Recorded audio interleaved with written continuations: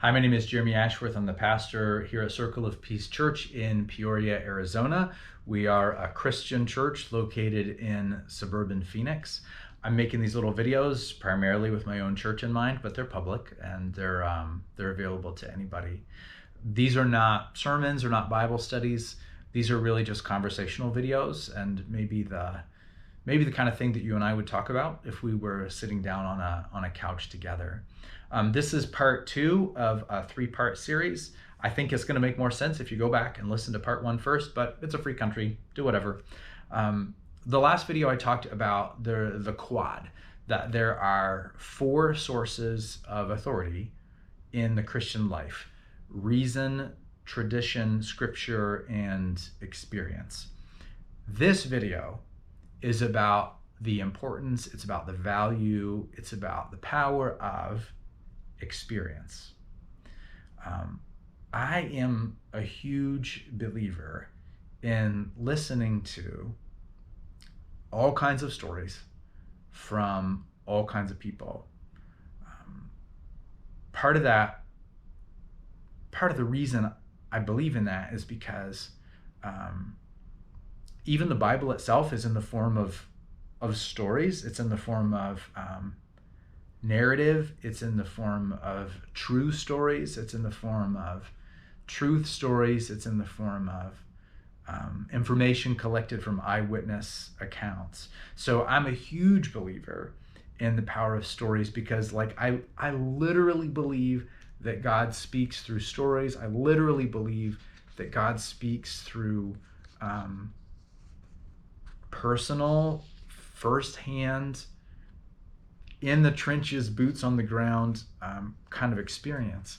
And so I always want to listen to the stories of all kinds of people all the time. And just to give some examples of this, I want to listen to stories of people who have lives like mine because they can help me understand my own life better. I also want to listen to the stories of people who have lives that are not like mine at all because I just don't want to understand myself. I'm trying to listen for the voice of God. I'm listening for ultimate truths and ultimate reality to the degree that I can comprehend it. I want to listen to the stories of my neighbors. I want to listen to stories of my neighbors here in Phoenix. I've said for a long time that even though our environment is very uniform, like every house is beige, even though our built environment looks very uniform, it looks very the same, our stories are not the same. Different people come from different places. We are more varied than we look. It's been important for me for a long time to listen to the stories of soldiers, men and women in uniform who come back from the battlefield. I want to listen to the stories of police and firefighters and first responders. I want to listen to the stories, it's hard, but it's been important for my wife and I for a long time to listen to the stories of abuse victims.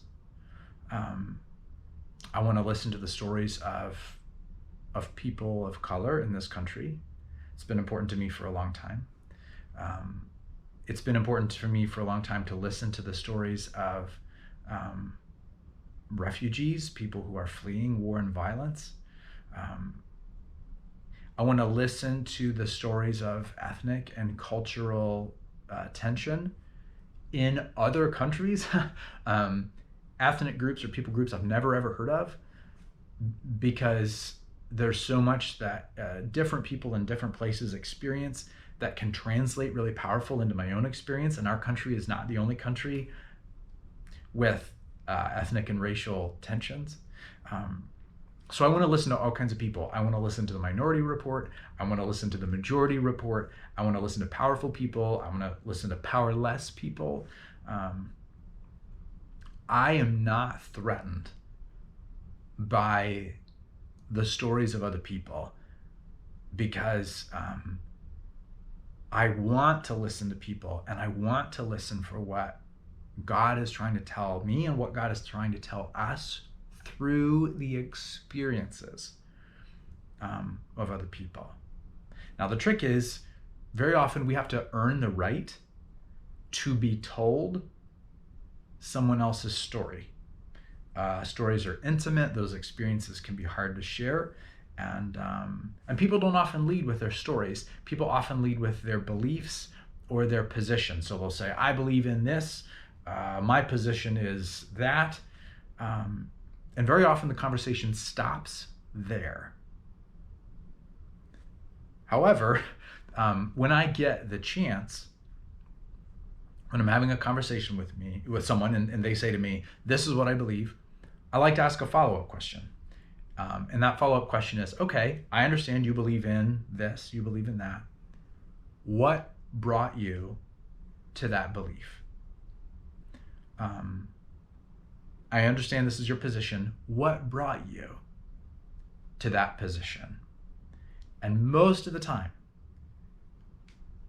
behind every conviction, there is a story. Behind every position, there is a personal experience. So I'm interested in what people believe, absolutely. But I find that very often behind every belief is a narrative. And I'm super interested in not just what people believe, but in how they got there. What is the experience that led that person to that position? Okay, this is part 2 of a 3-part series. Part 3 coming soon.